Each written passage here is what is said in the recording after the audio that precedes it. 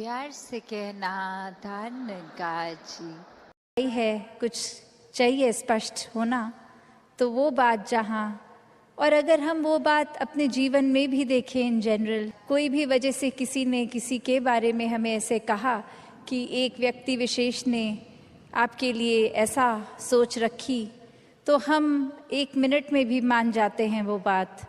फिर हम अपना ओपिनियन उस इंसान के लिए वैसा ही बना लेते हैं कि ये जो बात सुनी है ये ऐसा ही हुआ होगा, और हम कभी उस इंसान से फिर वो सफाई भी नहीं मांगते हैं। हम पूछते तक नहीं हैं कि क्या वाकई ही एज अ फैक्ट आपने ऐसा कहा, और अगर कहा भी तो वो बात उत्पन्न कहाँ से हुई, हम उसके बारे में बात कर लें।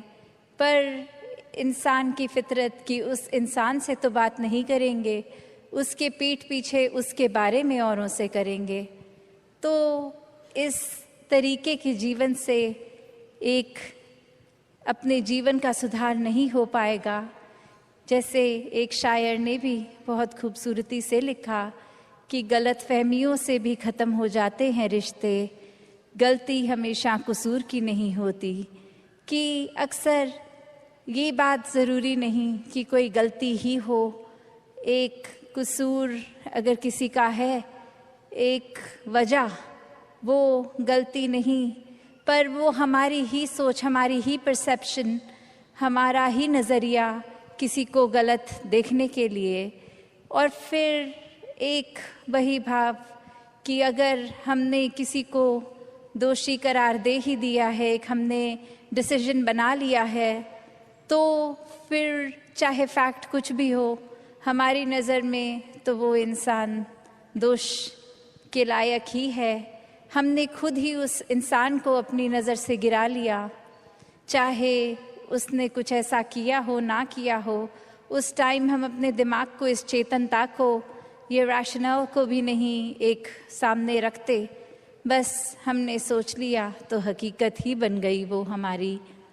तो अक्सर संसार में इंसान अपने बहुत सारे ऐसे सत्य बना लेता है, तो कैसे वो सच्चाई हमने सोच ली, वो कल्पना कर ली, तो वो एक हमारा ही नज़रिया, वो माय वे और द हाईवे वाली बात कि जो मेरे सोच है वही सही है, औरों की राय मैटर नहीं करती, औरों का तरीका मैटर नहीं करता। तो ऐसी सोच अगर है तो हमारी ग्रोथ कहाँ है उसमें? एक जीवन को फिर हमने इतना ही अपने आप अपनी ईगो से भर लिया, अपनी सोच से, अपने माइंडसेट को ही एक सही मानकर। तो कैसे इस जीवन में जब जिएंगे तो वो माया रूप यहाँ पे हावी होगा, क्योंकि when we are so full of ourselves, तो हम लर्निंग कहाँ से करेंगे? जबकि इस निराकार, इस दातार ने तो हर जगह इस कण कण से शिक्षा लेने का एक रूप दिया है। बस हमें वो रिसेप्टर बनना है कि ये हर जगह से जो शिक्षा मिल रही है उसको कैसे चैनलाइज किया जाए।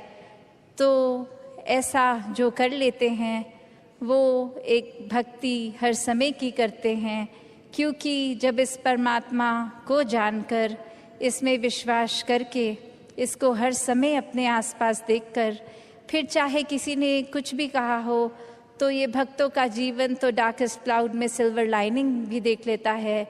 एक बिना गुण की चीज़ में से भी गुण निकाल लेते हैं। तो फिर जहाँ एक स्वाभाविक गुण बह रहे हैं, वहाँ से तो भक्त कितने ही अनेकों गुण निकाल लेंगे। तो ऐसा जीवन हमारा एक हो जाए ताकि हर तरफ से जो शिक्षाएं हैं वही मिलें।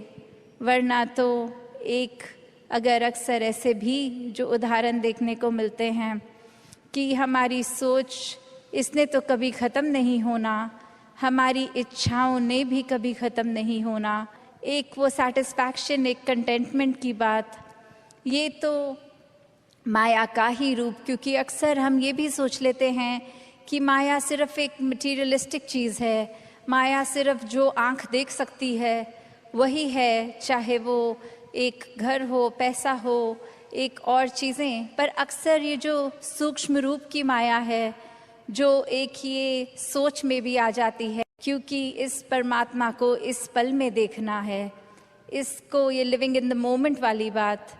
तो ऐसे बात पे ये जो इस पल में इस परमात्मा के एहसास में रहना, वो ही एक एहसास है। वरना तो ये सिर्फ माया रूप चीज़ों, वस्तुओं, रिश्तों से ऊपर ये सोच में भी आ जाती है।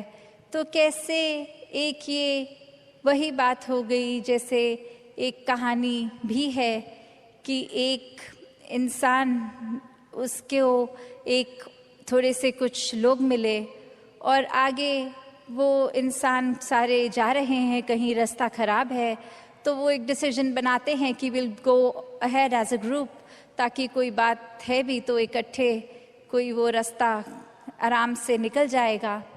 और फिर वहीं वो बातें चल रही हैं जहाँ हर कोई अपने जीवन के बारे में बता रहा है, अपने डिज़ायर्स, अपने गोल्स। एक इंसान उनमें से जो बहुत ही सूझवान, संतमति वाला, उसको एक कुआं दिखता है और वहाँ एक बाल्टी जिसमें से वो उस कुएं में से पानी निकाल सकते हैं, पर वो देखता है कि ये बाल्टी का बेस तो टूटा हुआ है, तो एक वो बॉटमलेस बाल्टी हो गई। तो वो इंसान वहाँ जहाँ सभी ने ये भाव संतों के श्रवण किए कि कैसे जीवन में जो एक माया से अगर जुड़ेंगे, एक सुकून अगर वस्तुओं को या परिस्थितियों को बनाएंगे, तो वो बदलाव तो आना ही है। और जो आज सुकून दे रहे हैं, कल वो एक परेशानी का कारण भी बन सकते हैं। तो कैसे एक सुकून को हर समय चाहिए, तो संतों ने यही समझाया कि इस परमात्मा, इस निराकार, इस अविनाशी के साथ जुड़ना है, क्योंकि ये हमेशा से कायम दायम है और रहेगा। इसके साथ कोई बदलाव होगा नहीं। ये बिल्कुल हूबहू जैसा है वैसा ही है, वैसा ही था, वैसा ही रहेगा। तो ये परमात्मा के साथ अगर हम अपना एक पहचान करके पहले, फिर इसके साथ प्यार के बंधन में रहेंगे, एक इसको हर समय महसूस करते हुए, एहसास करते हुए रहेंगे, तो फिर ये जीवन वाकई ही कोई भी परिस्थिति का मोहताज नहीं है। फिर तो हर समय ये आनंद, ये सुकून ही जीवन में है, ये शांति, ये कामनेस, ये ब्लिस, हर समय एक यही एहसास। फिर चाहे तन स्वस्थ हो या अस्वस्थ, एक ये सुकून मन का वैसा ही कायम दायम रहेगा। तो ऐसा जीवन संतों ने समझाया है कि ऐसा जीवन जीना एक पॉसिबल है, हर एक के लिए ऐसा जीवन जीना एक मुनासिब है। तो कैसे इसको जिए, तो बात वही कि परमात्मा से जुड़ के हर समय के सुकून में रहें। और अब अगर आगे सोचें कि ये ब्रह्म ज्ञान भी जीवन में आ गया, एक निराकार के एहसास में भी रहने लगे, सेवा सुमिरन सत्संग भी करने लगे, पर एक मन का बदलाव अगर नहीं है, तो फिर ये ज्ञान भी मन में नहीं टिकता। और मन से जुड़ी हुई जो पहली चीज़ आती है, वो अहंकार तजना, वो एक समर्पित भाव, मन को एक अपने होने के इस एहसास से हटना होगा और इस परमात्मा के लिए हमेशा अर्पित रहना है, एक सेवा में अर्पित रहना है।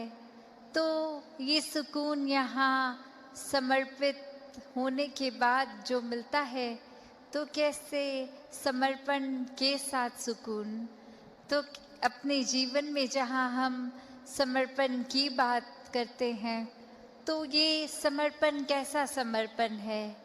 एक समर्पण सिर्फ ये तो नहीं कि कभी अक्सर जीवन में हम देख लेते हैं, हम कह देते हैं कि हमसे कोई सीनियर है, वो कुछ ऑर्डर्स दे रहे हैं और हम करते चले जा रहे हैं।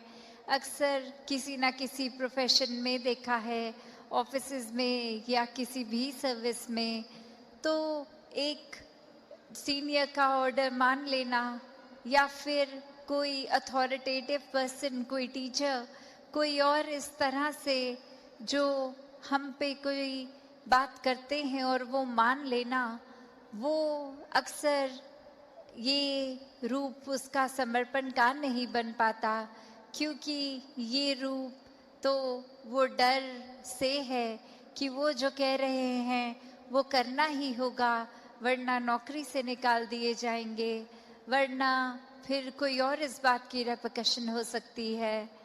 तो एक वो बात लिए किए जाते हैं। सत्संग जी, संसार की माया